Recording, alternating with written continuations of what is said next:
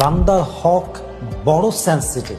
আপনি যে কোনো অন্যায় করেন, maybe it could be forgiven in your grave. কবরে যাওয়ার পরে আল্লাহর সঙ্গে রিলেটেড যত রাইটস আছে, যত হক আছে, এটা আপনি নষ্ট করলে আল্লাহ আপনাকে ক্ষমা করতেও পারেন, because it is in the hand of Allah সুবহানাহু ওয়া তাআলা।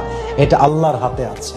But if you destroy the rights of servant, যদি আপনি বান্দার হক নষ্ট করেন, এটা যে আপনার জন্য কবরে কত বড় আফসোসের কারণ হবে, you have no idea about it.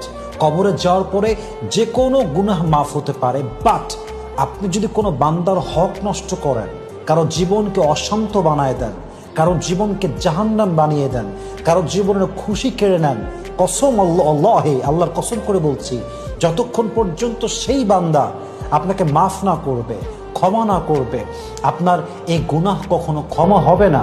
So please কখনো কারো মনের শান্তি কাড়বেন না, কখনো কারো মন ভাঙতে যাবেন না, কখনো কারোর সঙ্গে বিশ্বাস নিয়ে খেলবেন না।